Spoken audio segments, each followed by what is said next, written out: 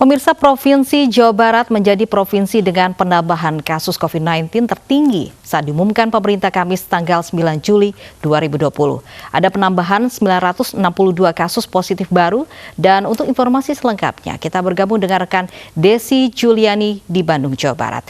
Desi, ada lonjakan kasus yang sangat tinggi di Jawa Barat dari sebelumnya hanya 96 kasus melonjak menjadi 962 kasus baru. Lonjakan kasus ini berdasarkan klaster baru apa saja?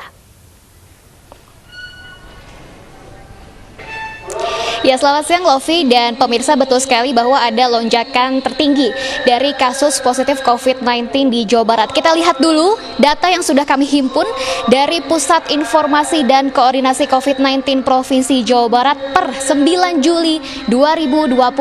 Ada penambahan sebanyak 962 kasus sehingga total kasus terkonfirmasi positif ada lebih dari 4.800 kasus. 2.800 kasus diantaranya adalah positif aktif, namun dari jumlah positif tersebut ada penambahan 27 untuk yang sembuh menjadi total 1.811. Sementara untuk meninggal bertambah 4 per kemarin 9 Juli 2020 menjadi total 186. Sementara untuk ODP total ada lebih dari 55.000 orang dalam pemantauan, 2.200 lebih dari 2.200 maksud kami masih dalam proses. Sementara untuk pasien dalam pengawasan total ada lebih dari 10.900 pasien dalam pengawasan, di mana 1.200 diantaranya masih dalam proses, sementara lebih dari 9.600 sudah selesai pengawasan. Terkait dengan klaster baru di Provinsi Jawa Barat, gugus tugas COVID-19 Provinsi Jawa Barat sudah mengkonfirmasi bahwa ada 2 klaster baru. Yang pertama adalah dari klaster industri di Kabupaten Bekasi. Untuk dari klaster yang pertama ini sudah diklaim ya dari hasil tracing dan juga tracking ini bisa dibilang sudah terkendali, mengingat memang bukan bersumber dari dalam kawasan itu sendiri, melainkan dari salah satu tempat kos salah satu karyawan industri. Dan klaster yang kedua ini adalah klaster dari institusi pendidikan kenegaraan. Nah, untuk klaster ini akan ditangani langsung untuk tracing dan juga trackingnya ditangani langsung oleh pihak dari TNI AD. Namun pihak dari gugus tugas COVID-19 Provinsi Jawa Barat terus melakukan koordinasi dan penanganan klaster baru ini, baik yang pertama dan yang kedua yang sudah tadi saya informasikan, ditargetkan akan selesai di minggu depan. Dan kita akan melihat dari penambahan kasus 962 kasus terkonfirmasi positif kemarin di Jawa Barat, ini artinya membawa Jawa Barat berada di posisi pertama sebagai provinsi dengan penambahan kasus tertinggi per 9 Juli kemarin ya. Dan diikuti dengan disusul Jawa Timur sebanyak 517 kasus, kemudian DKI Jakarta, Sulawesi Selatan dan juga Sulawesi Utara. Jika kita melihat jika kita bedah lagi, maksud saya dari 27 kota dan kabupaten di Jawa Barat ini terkait dengan jumlah kasus tertinggi di setiap daerahnya, ada lebih dari 1.500 daerah yang belum teridentifikasi kota dan kabupaten di Jawa Baratnya. Sementara untuk kota Depok masih berada di posisi pertama untuk kasus aktif tertinggi di Jawa Barat sebanyak 841 kasus, diikuti dengan kota Bekasi, kemudian juga Kota Bandung, Kabupaten Bogor, dan juga Kabupaten Bekasi. Data tersebut kami himpun dari Pusat Informasi dan Koordinasi COVID-19 Provinsi Jawa Barat. Dan saya akan mengajak Anda untuk berbincang langsung bersama dengan Wakil Juru Bicara Gugus Tugas COVID-19 Provinsi Jawa Barat. Sudah hadir bersama saya, Bapak Berli Hamdani. Selamat siang, Pak Berli. Selamat siang. Baik, Pak Berli, terkait dengan penambahan jumlah kasus yang cukup tinggi di Provinsi Jawa Barat, apa penyebabnya Pak? Klaster barukah atau karena memang tes masif yang dilakukan gugus tugas? Ya, jadi kalau untuk penambahan itu sendiri memang awalnya kita dari penemuan kasus yang dilakukan oleh pemeriksaan secara masif juga di internal institusi pendidikan. Kebetulan institusi pendidikan ini berada di Kota Bandung. Nah, dari hasil pemeriksaan tersebut yang dilakukan secara PCR, bukan lagi rapid test, dan itu ditemukan sebanyak 900 lebih untuk yang terkonfirmasi positif begitu. Jumlah pastinya sudah diketahui Pak di klaster kedua?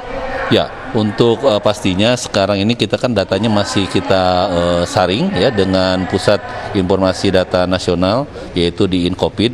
Nah, kita sudah menyerahkan semua daftar nama tersebut, tetapi tentunya masih harus kita saring lagi karena di situ masih ada data-data yang misalkan double ataupun data-data yang tidak akurat, misalnya nama atau umur dan juga asal dari daerah mana. Bentuk koordinasi yang dilakukan oleh gugus tugas provinsi dengan pihak TNI seperti apa, Pak? Mengingatkan langsung ditangani oleh pihak TNI ya, Pak, untuk tracing dan tracking di klaster kedua. Ya, jadi kalau untuk pihak dari gugus tugas sendiri, kita memang melakukan koordinasi langsung dengan pusat, kemudian juga kita juga langsung berkoordinasi dengan institusi yang menangani pendidikan tersebut. Nah, dari hasil koordinasi tersebut, kita sudah sama-sama melakukan berbagai upaya. Ya, kemarin kita juga menurunkan tim dari gugus tugas bersama dengan gugus tugas Kota Bandung, juga dengan puskesmas di situ setempat kita melakukan yang namanya penyelidikan epidemiologi. Itu kita lakukan di sekitar komplek. Kemudian juga dari situ kita menemukan bahwa ternyata kasusnya itu hanya ada di dalam komplek pendidikan itu sendiri. Oke. Tapi untuk penanganan terhadap warga sekitar sendiri, mengingat kawasannya cukup padat penduduk, Pak Berli, seperti apa? Ya, seperti sudah saya sampaikan tadi bahwa kita melakukan pemeriksaan, ya, kemudian juga di situ kita mencari sumber dari penularan tersebut dan diduga sumbernya itu sendiri internal di dalam institusi tersebut. Oke, jadi hanya di dalam, tapi masih terus dilakukan tes untuk warga sekitar ya, Pak Berli. Betul, ya? ya. Oke. Kemudian untuk perkembangan dari tes masif sejauh ini sudah seperti apa, Pak Berli? Kalau tes masif sendiri untuk Jawa Barat saat ini kita sudah hampir 300.000 ya, dengan itu terdiri dari rapid test maupun juga swab test.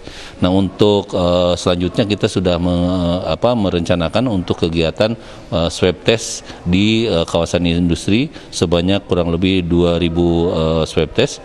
Kemudian juga untuk di kawasan di institusi pendidikan yang berbasis asrama termasuk pondok pesantren, kemudian juga rumah agama yang lain, itu juga kita akan melakukan tes juga secara masif. Penambahan kasus tertinggi, kemudian juga mulai diterapkannya adaptasi kebiasaan baru, apakah ini cukup berpengaruh, Pak? Ya. Jadi sebenarnya kasus ini kelihatannya bukan karena diterapkannya adaptasi kebiasaan baru, tetapi ini mungkin ada sedikit kelengahan begitu dari pengelola institusi, ya, sehingga terjadi tadi, atau mungkin juga yang sumber penularan tadi itu mungkin tidak secara terbuka jujur mengatakan status hasil pemeriksaannya, karena biasanya kalau tenaga yang ada di sebuah institusi semuanya itu pasti dilakukan pemeriksaan swab. Ya. Apakah nanti kedepannya akan dilakukan tes serupa di institusi kenegaraan yang lain, ya, Pak Berli? Betul. Jadi karena dengan kejadian ini tentunya kita juga akan berupaya semaksimal mungkin untuk melakukan pemeriksaan, walaupun mungkin nanti metodenya adalah kita menggunakan snowball, ya, artinya kita cari mana yang paling berisiko, itu yang akan kita lakukan pemeriksaan dengan swab, sisanya akan kita lakukan dengan pemeriksaan rapid. Baik, terima kasih Pak Berli atas informasinya. Selamat bertugas kembali, sehat selalu. Ya, dan selain itu juga memang hari ini juga sedang digelar ya konferensi pers antara dari gugus tugas COVID-19 Provinsi Jawa Barat dari sekaligus Bapak Gubernur Jawa Barat Ridwan Kamil terkait dengan bagaimana perkembangan selanjutnya dari penambahan kelas 2 klaster baru yang ada di Provinsi Jawa Barat. Namun tadi sudah diinformasikan oleh Wakil Juru bicara gugus tugas COVID-19 Provinsi Jawa Barat bahwa tes masif terus-menerus dilakukan, termasuk juga tes untuk warga sekitar yang berada di klaster kedua. Lofi, kembali ke Anda. Baik, terima kasih Desi Juliani melaporkan langsung dari Bandung, Jawa Barat.